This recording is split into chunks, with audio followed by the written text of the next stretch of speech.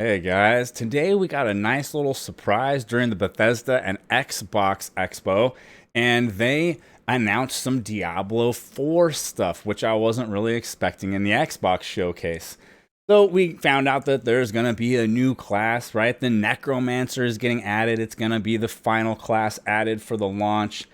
And it is going to be cross-play. They mentioned that it's going to have seamless cross-play between the consoles and the PC. That's pretty awesome to hear. You know, nice that we're getting more games that have this cross-play ability to them. I know that's a pretty big deal for a lot of people. There is also going to be couch co-op available for those of you that are going to be playing this on, the Xbox or whatever console you enjoy, and you want to have that old school, split co-op experience. You can do that right on the couch with your buddy, they say. Now, it also announced that it's going to be open world, right? So depending how you feel on open world stuff, this could be a positive or a negative to you. I know it feels like there's been a bit of an abundance of open world stuff, so I'm a little bit torn myself on how I feel about this open world versus more of, a linear single player story experience. They talk about character customization, and Diablo 4 is going to be very in depth so that you can, play the fantasy that you want to play.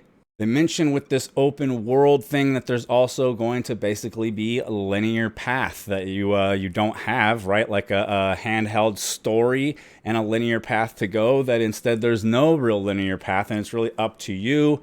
They also mentioned that there's going to be about 150 dungeons in the game. That's a pretty good amount of dungeons. Hopefully they're cool, right? And not a bunch of dungeons that look very similar and reskinned to each other, right? Because 150 is just a number without it being 150 very unique and cool dungeons, right? They talk about a feature called strongholds in the world, where you basically have to kind of go in and raid it and clear out all the bad guys in there. And after you clear all the bad guys out, you could unlock a new town, right? It'll be friendly people come back and take it over and make it a town for you. I think this kind of stuff is pretty cool. Being an open world game, they're going to have stuff like local events that you can choose to just, run on by.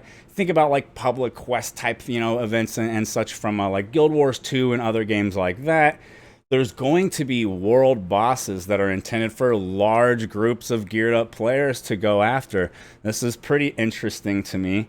Now, one of the concerns I have about it being a shared world, as they say here, is that we just got Diablo Immortal. The shared world thing creates opportunity for more pay to win, right? If it was just a single player game and not a shared world, there's less incentive to do it, and there's less incentive for the people to buy it. And just ruin their single player experience by making their single player experience easier. But when it's more of an MMO type of a feel to it, then now you have competition and being the top dog and yada, yada, yada. Now, there's a couple other things they said that I found just because of the Diablo Immortal and the service games and shared worlds and all this stuff that made me a little bit concerned, right? They talk about support for years to come, right? This live service game thing. We know that can be great and it can be negative. I'm just a little bit, some of the stuff in here, I'm just a little bit I'm not sure. We got to wait and see what direction it goes before I can say am I excited about this or is this a negative to me? And one of the other things that they dropped, a little quote here is, "We are so close." So I don't know exactly when this thing is coming out, but it sounds like we're not super far away from the launch of Diablo 4.